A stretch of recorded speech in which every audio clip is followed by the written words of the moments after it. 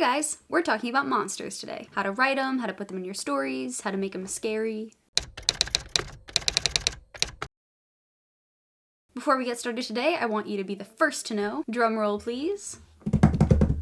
I am launching a giveaway of my 6 all-time favorite YA horror novels, and it's going live as soon as this video is published. I don't know about you, but I love Halloween, and I wanted to do something to celebrate in my favorite way, and also a COVID-friendly way.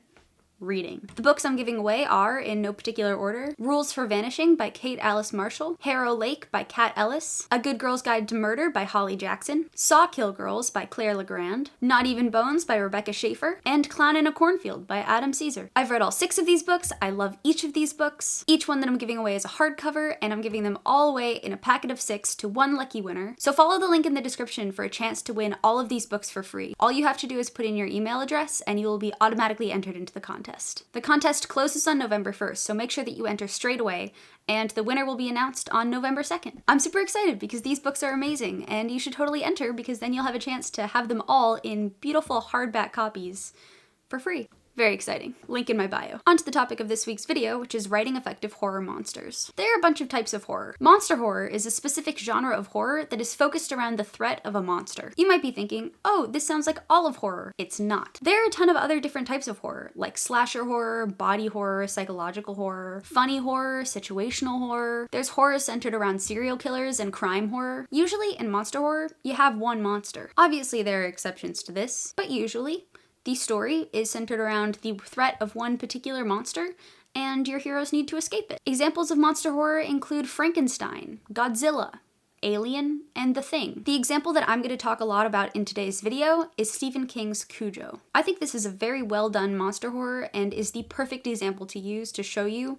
how to effectively create a piece in this genre. Over the summer, I made a YouTube video outlining my theory for what makes horror scary. If you're interested in writing horror and haven't watched that already, I highly recommend going and checking it out. In that video, I isolate 4 distinct reasons why things are scary. The first is that the victims have a feeling of powerlessness. This is why corn mazes are so scary. I use this example in the video. When you're in a corn maze and there's something chasing you through a corn maze, you don't have any power because you have no idea how to get out of the corn maze. This doesn't give you the agency needed for you to feel empowered to stand up against the thing that's attacking you. The second reason I give is that there's a feeling of unknown. You don't know what this thing is. You don't know what it's capable of. You don't know what it's gonna do with you, which is why you're afraid of it. As soon as you understand something better, it becomes less scary, because as soon as you understand something, you know how to defeat it. This takes away the fear, and why things being unknown brings in the fear. The third thing that makes something scary is something not being quite right about it. I talk about the uncanny valley, having something be almost human, but not quite, but have a situation be almost right, but not quite, which makes the reader or viewer uncomfortable when watching your movie or reading your book. If you've read Neil Gaiman's Coraline, you'll know what I'm talking about. When Coraline goes through the door and sees her other mother and other father, it's almost like real life, except that they have buttons for eyes, and everything is a little bit happier than it is in real life. These kind of subtle differences create a feeling of unease in the reader, which ends up being really scary. And the fourth thing that makes things scary is the threat of brutal things happening to you. You are afraid of someone coming and cutting you with a chainsaw because it would hurt a lot when someone comes and cuts you with a chainsaw. If you connect with a protagonist who's facing the same threat, it's going to be really scary to you because you're putting yourself in that character's shoes, and you are going to want to avoid the terrible fate that is chasing that character. I go into each of those things in way more detail in the actual video, so I'm linking it in the description below, also at the end of the video, and I will add a card here if you want to go and watch it now. So what exactly is it that makes monster horror so scary? Well, at first glance, it seems that it's probably the fear of brutality that makes the monster so scary. If you have something like The Thing chasing after you,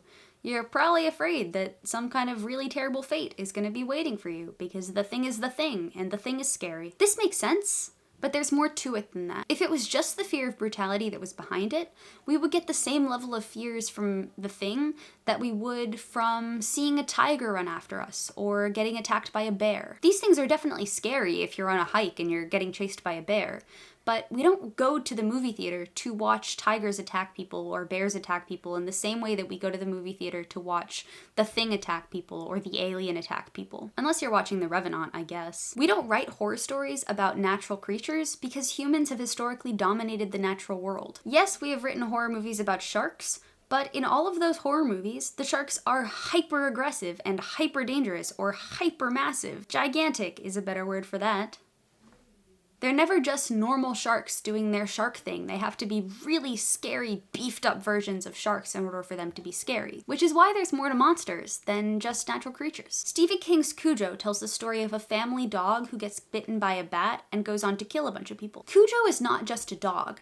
He was modified in some way by the bat bite, which made him hyper aggressive and also really smart, because the way that he mauls some people to death is not normal dog behavior. Think about your favorite movie monsters, the ones that scared you the most. These horror monsters have a quality of unpredictability in them because you don't know exactly how powerful they are or what they're going to do next. This goes back to the idea of the fear of the unknown, because the victims have no idea what's going to happen to them at the hands of this monster. This unpredictability, and therefore power that these monsters have, render their victims powerless. This goes back to the idea of powerlessness and the feeling of powerlessness in the victims that I talked about in the How to Write Horror video. Cujo is huge and he's capable of killing. The rabies virus makes him unpredictable. He does not behave like a normal dog. He is massive, he's rabid, he breaks into cars to kill people, he mauls people to death, he goes on a killing spree. The virus that Cujo gets makes him a scary movie monster. There are dogs that do terrible things and attack people, but they don't go on these kinds of killing sprees that Cujo goes on in the movie. This is what makes Cujo a movie monster. So keep in mind when you're creating your monster that you want to incorporate these 4 rules of horror. You want to make your monster powerful, enough to render your victims powerless. You want there to be unpredictability to your monster's actions. You want them to be so powerful or supernatural in some way that the readers don't fully understand the extent of their abilities. You want to make it so there's something not quite right with the monster. For example, in Cujo, he's a friendly family dog, except that something is not quite right because this rabies virus has made him act in a different way. And fourth, you want to make sure that this monster is capable of doing brutal things. Hot take, but being mauled to death is probably not the best way to go. But let's say you've already done all 4 of those things. Here are 6 more ways that I like to make my monsters even scarier. 1. Make your monster reflect something real. The Stepford Wives was scary, not just because turning into a creepy robot version of yourself is a scary proposition, but also because it reflected the way that women were treated in the 1900s, and obviously before then. The procedure mirrored things like the use of Valium and Milltown in order to subdue women, and also procedures like the lobotomy. Being rooted in truth, to some degree, is what makes the Stepford Wives so scary. Obviously, people weren't performing the same procedure on women that they were in the Stepford Wives, but there were other things that they were doing which had the similar effect. 2. Don't reveal everything right at the beginning. Reveal things as the story goes along. If the characters know everything about the monster right from the beginning, the monster is no longer scary. You want to wait to reveal what your monster is. The Thing was only revealed as a threat at the end of Act 1, and the scientists kept learning more and more about it over the course of Act 2. But make sure that your characters never know everything that there is to know about your monster. You need to preserve that element of the unknown. But have their learning happen gradually, because if it happens all at once, we are not scared of things that we already understand. Number 3. Make it believable within the context of your world. Make sure that your monster is not too over the top. If you're writing a crime drama set in mid-20th century London, and everything about your world is totally normal, except that suddenly around the halfway mark, your killer is revealed to kill its victims by shooting lasers out of its hands, it's probably not going to be the most believable drama. There are a lot of scary things that happen in this world. If you do want to write a killer that shoots lasers out of its hands, you might want to find some other elements of the world that aren't totally normal, like superheroes exist, and there is some kind of way for these mutants to happen. Number 4.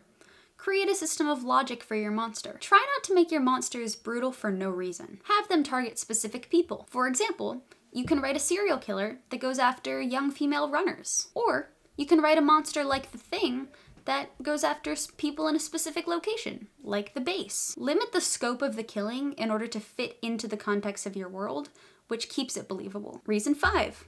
Build it around common fears. In It by Stephen King, Pennywise literally turns into the forms of the kids' worst fears. Some people are afraid of losing their autonomy. This is reflected in films like The Stepford Wives, or like Get Out, the Jordan Peele movie. People are afraid of something getting them while they sleep. A Nightmare on Elm Street is a movie kind of about that. People are afraid of not being able to protect their children. The Exorcist deals with themes of that. Figure out what people are afraid of and find a way to reflect that in your monster. This is going to make people think of their real life fears and make them more scared of your monster as a result. And 6, add a supernatural element. This is a way that a lot of writers make their monster unpredictable. For example, in It, by Stephen King, Pennywise has the ability to transform into these worst fears and to do things that a normal human wouldn't be able to do. He's not just a serial killer, he has supernatural abilities, which makes him incredibly powerful and also makes him unpredictable, so the kids don't really know how to stop him. This is the way that a lot of writers make their villains and movie monsters very powerful. So that's it for the video this week. I hope you enjoyed listening to me talk about monsters, and make sure you enter my giveaway for your chance to win 6 of my all-time favorite young adult horror books. Some might even have monsters. Don't forget to like this video and subscribe to my channel if you enjoyed it, and leave a comment below telling me what your favorite movie monster is. How do you like to make your monsters scary? Do you like writing horror? Let me know. See you guys.